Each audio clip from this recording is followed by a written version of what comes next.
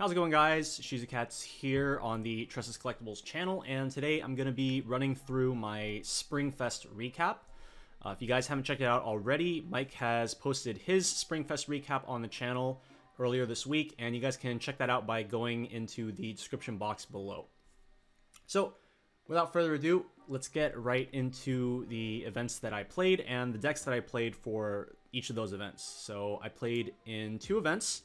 The first one being the Springfest in Ontario, California, and that's where I teamed up with Mike and June, basically the return of Team TCG. And so first, let's take a look at the list I played.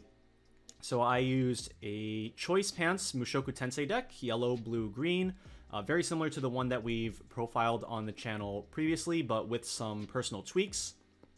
So the first big difference is that I chose not to play any copies of the level 0 Roxy Bonder, instead running a full 4 copies of the Meagered Amulet itself. And the idea behind this was that the Bonder takes up space on the board that, in my opinion, could be used for more useful cards. And I didn't feel that the discard outlet was as necessary if I'm just drawing into more events by playing more copies of the event, since the event discards as part of its effect. Obviously, if you have the Bonder, you can play Bonder and you get one discard into the event, which is another discard, but I didn't feel like I would be in too bad of a position if I didn't have access to quite as many events. So I decided to go with a full 4 events instead. Additionally, I also chose to play 2 copies of the level 0 P Hunter. This has a on-play ability where you can put a card from hand to stock. And the 3/5 body downside is that all of your opponent's characters get paid to Encore. And so this basically served as an additional early game play alongside the Rudy Runners with their 3,500 bodies, as well as more green for the stock swap Sylphie. A couple other personal utility choices that I brought in my deck were a second copy of the Climax Swap Roxy, a Drop Search Roxy, and level 0 Roxy PR. And so the PR represents a free mill 2 that I personally think is very important to have access to in order to get out of like very low rolly situations when you're getting to the end of a deck rotation. So like, for example, let's say you're 3 climaxes in 6 and like you brainstorm and you only hit 1 and the last 2 cards in your deck are both climaxes. You can salvage the Roxy PR, mill those last 2 climaxes out of your deck. I just think that just having the option to pick up mill 2s is really important to just get yourself out of bad situations like that. Additionally, all 3 of these cards, the extra Climax Swapper and the Drop Search and the PR, they are all just more Roxy names that enable the Meagered Amulet to be played, since you do need a Roxy on the board. Additionally, on the PR, the level swap also helps out with the deck in order to potentially fix for experience requirements for cards like the level 1 Rudius combo and the level 3 early play Rudius. And sometimes with the mill 2 effect, you might just randomly get a free hand fix, as if you do mill a climax, you can discard a card to salvage any character. So we didn't include this card in our deck profile on the channel, but for me personally, if I'm ever playing a Choice Pants build, I'm always running 1 copy of this card. So let's get into the event itself. So as far as my record in Springfest, I went 4-3. Definitely not the record that I wanted to get personally, but it's a positive record, so not the worst. Let's run through each of the rounds one by one. So round one was a friendly fire. There were obviously a ton of SoCal people because this was a SoCal event. So I was expecting some friendly fires at some point throughout the day, but I wasn't expecting to hit one as early as round 1. Anyways, I played against a Goblin Slayer 8 gate deck, and I had what I would say was a bit above average game, but my opponent was having a bit of a low roll. In the level 0 game, my inclusion of the P Hunters in my level 0 line allowed me to field 3 3,500 attackers on turn 2, 2 Rudy Runners and a P Hunter, and this let me contest their turn 1 play, which was a Goblin Slayer Chaser and an Elf Free Runner. So Basically, just having triple 3,500 attackers just let me deal with that entire setup with no problem whatsoever. And on top of that, they triggered 2 torches very early on that they could just not pay out, and that ended up being very detrimental for them throughout the entire game. Eventually, the early game lead just kind of snowballed, and I was able to run them very low on cards, and I closed out the game. And our team ended up winning that first match, so our team score at this point 1-0. Round 2 was against an 8 standby Tensura deck, and it was fairly even up until around level 2, and then my opponent just like triple triggered, and then I got blasted to like 3-3, I think. And while they were still at, I believe, 2-4. Either 2-3 or 2-4. So I played a couple Roxy level 3s and one of the heal to stock Rudies just to get down to a safer health range. And I had 2 copies of the Roxy Pants Climax in my hand. So I decided to just play one of them, try to put some extra pressure on my opponent. And yeah, they just kind of exploded. They died from whatever damage they were at, 2-3, 2-4. And yeah, it was definitely not the result that either of us were expecting from that game. We both just kind of looked at the damage and we were just like, well, I guess that happens sometimes. But unfortunately, both Mike and June ended up losing their games in that set, so we had an overall team score of 1-1. Going into round 3, I played against a Ruby player who I believe he said that this was one of his first games coming back into the game. Like, I think he said he'd probably played like 15 or so games before coming into the tournament. And so he was playing a Ruby deck running Weiss level 1 Pants and both standby combos. He was running both Pyrrha and Ruby. And in this game, I fielded at level 1 double Rudy level 1 and double 1-0 Roxy support. So this boosted my Rudies up to 8k defensively. Shoutouts to Connor, aka Boats Don't Sink, for recommending this line to me prior to the tournament. Him and I were discussing this as being like a potential go-to line, and here it just kind of worked out to great effect. It paid off huge. My opponent's Weiss combos were not able to contest my board, and I was able to get a really nice lead in card advantage. But on their end, they were actually utilizing the Weiss combo to stack a bunch of triggers on the top of their deck to try to keep up in the damage economy, since they weren't able to really keep up in cards. And so they were keeping up quite well. But unfortunately, I was able to stabilize my deck compression to a point where it was becoming very hard for them to deal additional damage to me. And I was able to close out the game, take my 3rd win for the day, and our team 3-0 swept this round, bringing our team score up to 2-1. Round 4 is where it started to go downhill for me throughout the day. I played against a Sword Art Alicization player. He was running the 6 Pants 2 Stock Soul, very common variation. And by post-mulligan, I was already out 5 climaxes, so I was really scrambling to get into a position where I could stabilize and come back into the game. Through a combination of the level 0 Rudy PR and the 1 copy of Rudy Climax combo that I started with, I was able to go into more copies of the level 1 and get back-to-back combo turns, keep my hand size in check. Eventually, I did get pushed to level 3 first. Obviously, my opponent was able to push a lot of damage in my first deck as I was already out 5. But I was able to hit them to high level 2.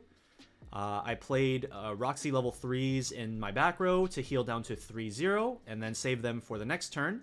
And I crashed 2 of my front row lanes, hoping that I could either cancel the upcoming turn or my opponent, maybe they mess up and I'm able to use my rest counter on the 1 lane that I still have on the board and just try to survive and use Roxy combo to close out the game.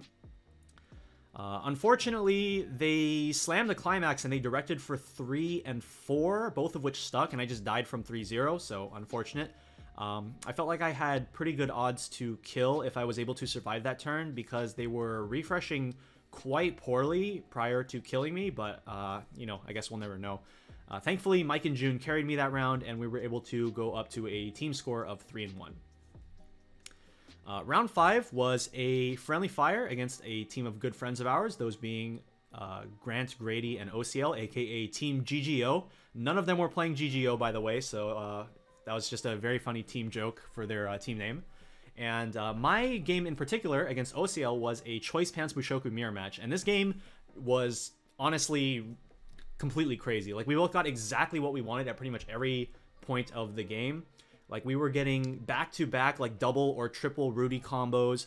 We were getting, like, last card cancels while still hitting brainstorms, like 1 or 2 card brainstorms. I think OCL hit two Climax Brainstorm like 3 or 4 times that game. There were multiple times throughout the game where we would have, like, 8 or 9 stock, and we would also be, like, overhand 1 to 4 cards at, I think I was overhand like 4 cards at one point. Yeah, that game was just absolutely nuts. And, you know, despite both of us getting, like, basically perfect games, like, one of us has to have, like, a crack in the armor at some point. And unfortunately, it was me that ended up dying that game. It was definitely a super great game overall.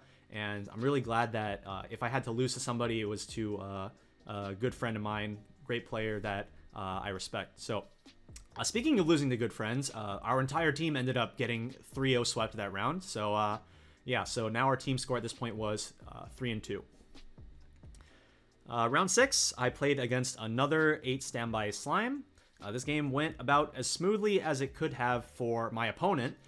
They got double Rimuru combo at level 1 into instant double Gelds, and then more standbys at level 2 to go into Benimarus and Millims. And I was able to keep up fairly well using cards like the Rudy early play to address the board. But turns out a Drago Buster for 3 is pretty good. So I ate that, and it ended up putting the nail in the coffin. And at this point, our team score went to 3-3. At this point, we thought the tournament was over, but they announced that there was like a gigantic tie. Like, I think it was like an 8-way tie for in the X2s. So we had to go to a round 7, which we weren't supposed to go to, considering it was a 62 team tournament, if I remember correctly. But yeah, so we played a 7th round. I played against Gate Standby Goblin Slayer.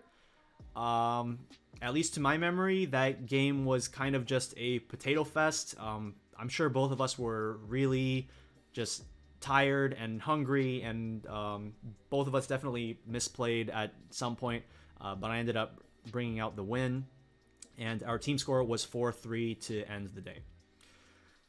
So the event was a lot of fun. Being able to see all my friends in one place for the first time in like basically 2 years was super fun.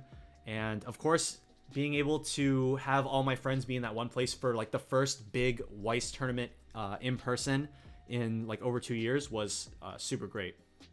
That being said, the event did run quite long. The 7th round, obviously, that no one even thought we were going to have to play in the first place, as well as multiple repairs throughout the day. It was a very long day, and we were very relieved once Swiss was over to just kind of dip and go get food. And some of you guys that have been looking on like Facebook or Discord for the top 8 deck lists, probably the biggest reason why it took so long to get the information on those decks was because everybody was just so tired and hungry after this long day that we just wanted to go get food. So, but yeah, very fun day overall.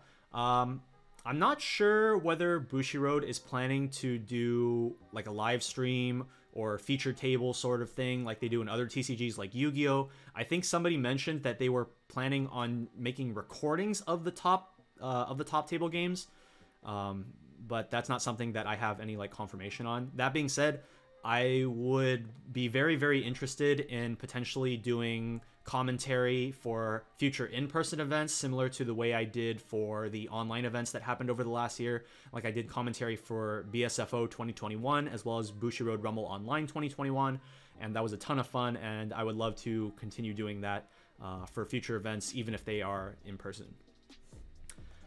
Okay, so moving on to the other events I played, that was the Mushoku Tensei Remote Fight Tournament that happened last Saturday. It was capped at 64 players, but only 37 ended up showing up for the tournament. And going into this, none of us knew that the tournament was going to be single elimination and not Swiss. I was expecting a Swiss tournament, so I would have more to talk about, but unfortunately I ended up losing round 1 and just kind of chilling for the rest of the day. Despite that, I do want to take a look at the deck I played and detail some of the changes I made based on the performance at Springfest, as well as what I expected to face off against in this tournament. So the Mushoku tournament, you didn't have to play Mushoku Tensei, but they offered extra prizing if you were to top and you were playing Mushoku Tensei. So I went into the tournament with the mentality that I would be potentially seeing a lot of Mushoku. So the first big change I wanted to make was including more copies of the Rudius PR and less Ruijerd's. And I know this seems counterintuitive based on what we outlined in our deck profiles for Mushoku, but the idea was that I was actually more interested in the pay 2 on death salvage than the bottom deck effect. And because of this, I didn't want to have to use Ruijerd's ability to also have to clock myself to grab Rudy PR when I could instead just play more copies of the Rudy. Because like Ruijerd into Rudy would basically mean that if I want the plus, it's clock 1 and pay 2, and I wasn't really down for that. I would rather just open Rudy and just put him on the board and just have him die and pay 2 stock, and then we're good. So this also came with the added side effect of having Rudy in my hand more readily available, going up against a lot of Mushoku Tensei players where they were probably going to be fielding like turn 1 Rudy center runners. Having better access to the Rudy PR just would make getting rid of those a lot easier. And to make room for those Rudy PRs, I took out the P Hunters and 1 copy of the Ruijerd, bringing myself down to just 1. This meant that I didn't have enough green to really justify keeping Sylphiette stock swap in the deck, so I swapped her out for the Hitogami event, which I played 2 of. So Hitogami could serve as extra experience cards for yellow experience 3, while also synergizing with the Lilia level 0 to further toolbox in the waiting room. Speaking of which, I also bumped the Lilia up to 2 copies while other ratios in the level 0 line got shuffled around. At level 1, I took out the 1-0 Roxy that has the, when you trigger a climax, you can pay 1, draw 1 effect. I took that out for a 3rd copy of the 1-0 Roxy support.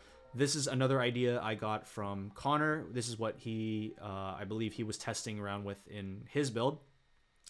That being said, in my 1 game, I didn't draw any copies of the Roxy support. They actually all just went straight to damage, so, you know, unlucky.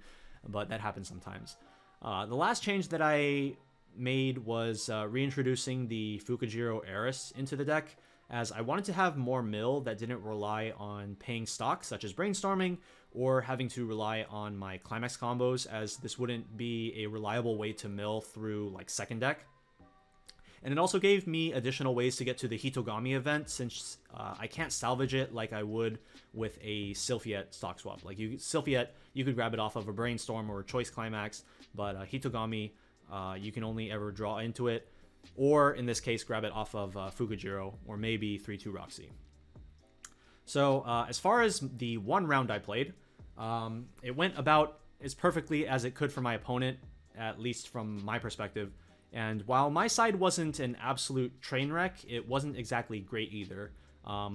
My first turn, I only had Roxy PR as my only playable.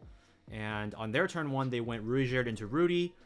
They killed my Roxy PR, double directed me, and hit me to 0-6.